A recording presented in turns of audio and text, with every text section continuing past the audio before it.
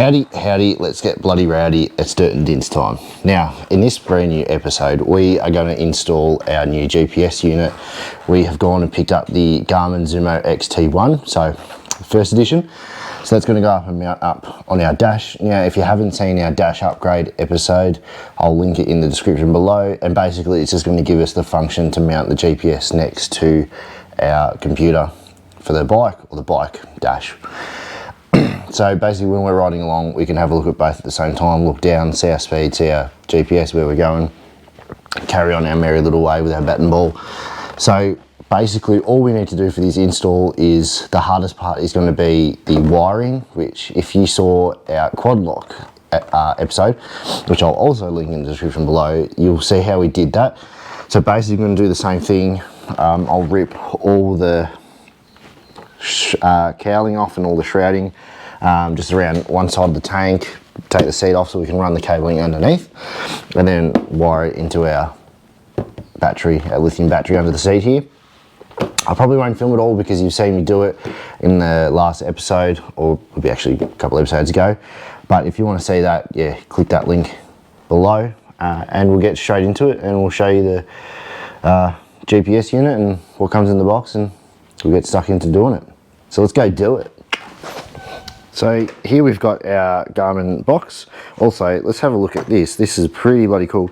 This is a King Chrome tool roll that I went and picked up from Super Cheap Auto. And I'm going to use it on the bike actually, and it comes with everything you might need for the bike. I've gone and purchased a spark plug spanner as an extra, and in here I've just got some extras. So it's bloody handy with this pocket. You got your Allen key set, you got hex head and Torx bit all in there. I've added some stainless steel cable ties, some electrical tape and metal putty just in case, because we've got a big trip coming up, so I'm just trying to get myself all set up that I'll be pretty well set up on my own. And also in my backpack I'll run this toolkit with 2 tie levers and a spare tube, and that should basically all my tools. I do have the toolkit that lives in the back seat here, but that will probably come out and then I might stash it in the last 2 holes here. But if you see anything here that's a good recommendation to pick up for the bike, drop it in the comments. I'll be keen to see what everyone else is running in their toolkits, especially for the Tenere, because there's also a lot of awkward parts. Actually, talking about awkward parts, the axles, I'll probably go pick up an axle spanner to go sit in there as well, because they're an awkward size. I think they're 27mm. And then just so I can get the nut off on the back and the front. I think I've seen a kit that does both. And basically, if we need to change a tyre out in the road, well then we've got the option to do that, which will be handy. And change tubes and then throw them back on. But anyways, that's for a different time. So, yep, any tool ideas, drop them in the comments. Back to our GPS. So here our GPS box, we can go open that up. So we can open up our GPS box now. Now, mind you, I picked this up secondhand off eBay or Facebook Marketplace. The bloke had advertised and 2 different things. So shout out to him for helping us out. So we got our GPS unit. We've got the backing plate. Now you can see the sticky tape because I actually did stick it on there just to test fit it on the bike to see where it would sit, to make sure that I could clip it out and then put it back in without stuffing around too much. You got our manuals, and then it comes with a whole bunch of different mounting options. So you can ram mount it off the handlebars. It's got the option there.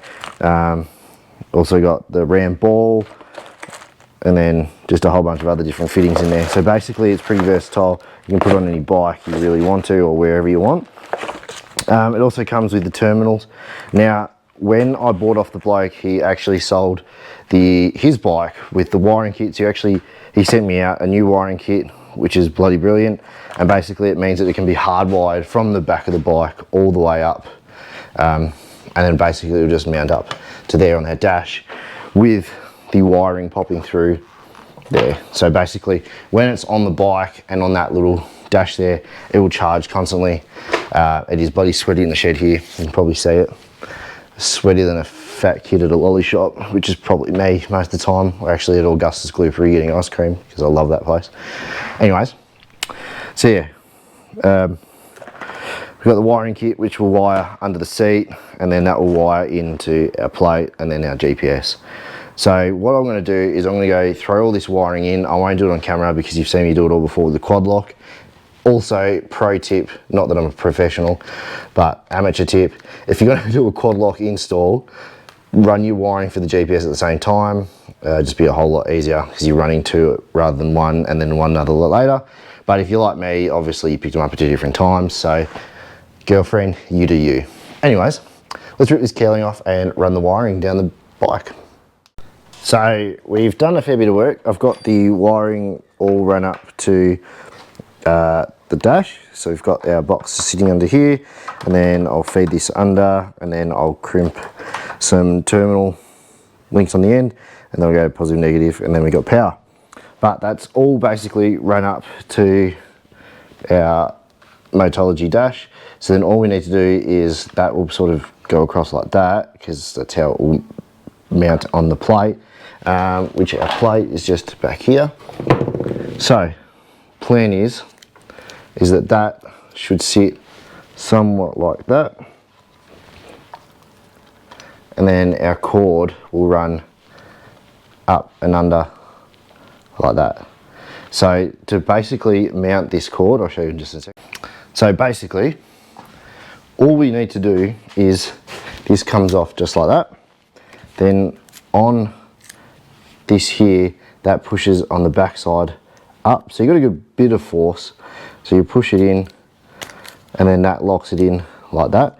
Now on the other end of the cable I took it off just to force it through, but there's a rubber boot that can actually sit over the top here, so when you're not using the GPS and it's say wet weather, you can cover it all and your GPS won't get wet. Or sorry, the charging cord won't get wet. So that should mount somewhere like that. I know it's only just held on by stick tape for the time being, but I've got some Tech screws. We'll Tech screw that into there, and then hopefully from that we can then, sorry, just take the GPS out of the mount. That should basically then, once our GPS is on there, GPS will sort of push that back a little bit, but I might just stick that back somehow. I think it's something, I think I've got some more of those glue-on cable tie mounts. So we'll do that, and then we pretty much sorted, oh, the other thing I did have to do when I realised now is that was different for the Quadlock. I had to take the windscreen off so I could run the cable up back here, and then on those Motology mounts there's a little hole there for everything to come through, that push through, and then that's out there. So now we've got that all done, I am going to go Tech screw that on, and then I'll show you what it looks like with the GPS on it once it's mounted on that thing properly, and I reckon it will look pretty schmicko. So we'll quickly go do that and we'll show you what it looks like. Alrighty, so I've gone and mounted up the GPS to the dash, so this is what we are working with now. We have it all mounted up, it's on there nice and secure. So on the back side, I've got 3 Tech screws and a button head metal screw, which will change over to a Tech screw later on down the road. But all we need to do now is to install it is you just slide in the butt end first and then push down, and that's in. It's locked in now, and pretty much good to go. So it's on there, a little bit skew if I think, but to be just my eyeballs, does look out of square a little bit, but anyways, it will work. So next job is these 2 cables here is I'll splice on, or crimp on some open end terminal plugs or loops. The ones that are open ended, so just like a fork, you can slide them in and then do it up, because when I did the Quadlock under the batteries here, those terminals, to get them back up, because there's like a nut that sits on the bottom side, was a pain. So at least with the slide-in terminal connection, all we need to do then is just loosen them off a little bit and then slide them in, tighten them back on, and Bob's your uncle, or it might be your auntie, you never know this day and age, and then we are all done. So I'm going to run down to Super Cheap Auto, pick them up, and then we can crimp them on, and then basically all that's done, and then we can just power it on and see what it looks like. Alright, so I survived the heat getting down to Super Cheap Auto and back again. So I've gone and picked up some of these. They're just little spade bits for electrical terminals, and all I had to do is using some pliers and a bolt I had spare, which I know is the same thread size as the terminals on the battery there. I just sort of opened up those spades just a little bit to slide it in nicely. So all I'm going to do now is I've got my wires here. I'll go and crimp these on with my crimpers and strippers, and then all I got to do is loosen off the bolts a little bit, slide them in, and then Bob's your auntie uncle, and we're on. then that should automatically power that up once the the key goes in and turns the ignition, and we should have charge into that. So that will turn on independent because there is a independent battery in the GPS, so if you have electrical failure. And reading up too that the actual fuse controller box, this box here has a resettable fuse or a circuit breaker in it, and to reset it, all you need to do is, if you're having electrical problems with your GPS, is unplug it at the battery, plug it back in, and it should reset that fuse, and then you're pretty much good to go and hook your GPS back on. So enough yabbering, I'll go crimp those on, plug it all in, and I'll show you what it looks like when it's charging and it's working all schmicko. Alright, so we've got our terminals all on and batteries back in, so it's all good. And on the actual GPS dash, we've got our charging symbol just up there, so it means that that is all working. And it also tells you that once external power is off, it will actually shut down the device so it doesn't draw a battery, but it should always stay sort of charging on that. Yeah, anyway, so I can take that off and use it as a standalone GPS. I can put it in the car. Now, the only downside of mounting it up here, and I've just realised, is that when I turn my handlebars, it does actually touch. So looking at that, we don't generally get the full turn of that way. So I might have to adjust the bark buster, or I might look at a new set of bark busters, or even just change to like a sort of scrub bar like this one on my KX. That's probably a bit better off because it's just a bar that can go there, and that might mount in, say, somewhere in the gap there, and then that sort of alleviates that. Or we could look at a new set of bars and it might bring it out a little bit wider or narrower, I don't know. It's just going to be play around, see how much steering I lose while I'm riding. But yeah, it's not great that it's touching, so I'll have a think about that, and if I think of something by the next episode, I'll definitely include it as a bit of a fix. But if you're mounting that sort of style of GPS, just beware, because the other problem is, if to get it out, you've got to be able to slide your fingers under it, and if it's too far to one side, I've got fat fingers, so I can't really slide my fingers under there just to turn it off or get it to disconnect. So yeah, I might try and maybe mount it across a little bit more, see if that makes a difference. Maybe it will, maybe it won't. We'll have a play around, but it's on for now, so that's a bonus. So what we'll do is I'll put all my bike back together. I've got to put all my seat back on, put that cowling back on, and then put my visor back on. And then we can go for a quick ride and make sure it all stays and works while we're riding, and have a bit of a play with the actual GPS itself and show you some of the functions. So quickly do that, and we'll see you in the next bit. Alright, so we got our GPS all turned on and charging. So let's have a look at some of the functions we got. So we've got our settings down the bottom where you can change all your preferences. So you got your updates. Now if you plug it into the computer, it is a lot quicker because it does it through the computer rather than do it over here. So you can change a lot of the stuff here. So you can change the theme, map details, driving map views. So there goes like 3D, that's what I like it on. Map layers, auto zoom, skip, a whole bunch of other settings there. Yeah, navigation, phone's ringing.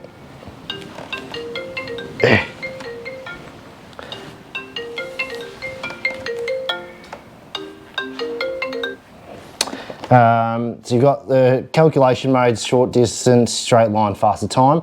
Now that's just for normal on-road. You can avoid tolls, that sort of stuff.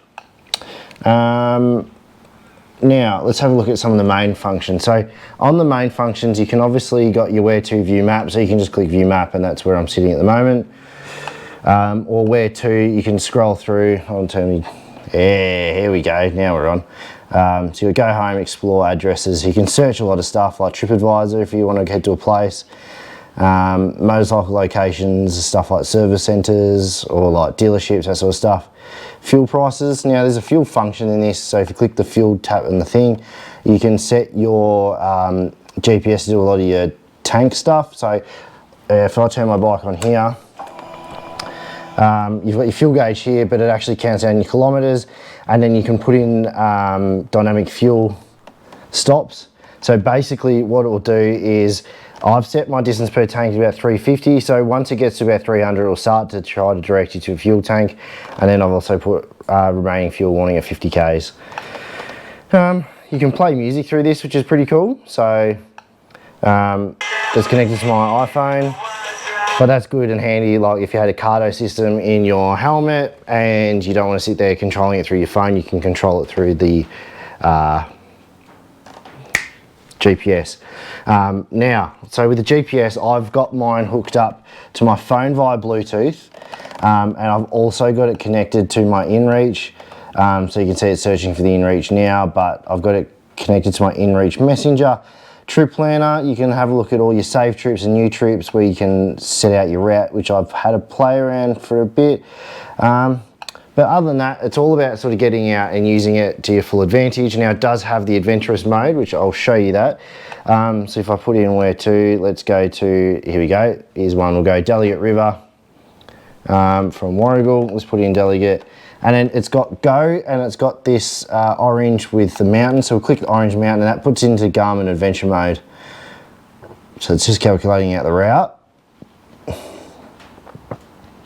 So to get to Delegate River, it's going to take me 5 hours, 54 minutes on the current setting. Now you can slide up the adjuster to full adventure. So it'll take you all back roads, no freeway. And we'll see what it comes out at. So now 7 hours and 16 minutes and 604 k's, and you can see the pink is the route, and that's where it wants to take us. Or you can slide it all the way down to all freeway, and then maybe some freeway, all road. So the adventurous mode is pretty bloody handy. I haven't had too much of a play with it, but I've just set up a trip in Feb. It is Feb now, but in 2 weeks we're going up to McKillop's Bridge, which I'll film and show you all that anyway. And I've got the GPS all set up on adventurous mode, so it's going to take us to some cool routes and just some different ways, which is pretty awesome. And you can also add locations. So say I want to stop somewhere, I can add in a pit stop, and then you can get all your settings. So it tells you like your distance, which is 476 k's, 5 hours 34 minutes to the distance, and then elevation gain is up to about 750 meters on that trip above sea level. So it's pretty cool, some of the stats it gives you, and that's pretty much it really. So we're gonna go for a bit of a spin, test it out road. Em's saying hello in the background there. Hey Ems. So what we'll do now is I'll go for a quick spin, make sure it charges and does all the right stuff, that it's not dropping in and out, and I'll tell you how it goes. Alrighty, so I've gone and fixed that collision issue with the GPS, well, almost. So what I've gone and done is, now you can see, if I can focus it, there's now a gap at full lock. Look. I know it's not much of a gap, but no contact is still no contact. So what I've gone and done is I cut down the spacer for the bark buster there. So it's actually brought that curve in, which sort of gives it a bit more gap. And I've also moved the GPS across to, just to allow a bit more gap on that handlebar there. And it's worked so far. So we are happy days. And let's just grab my mirror, not the handlebars.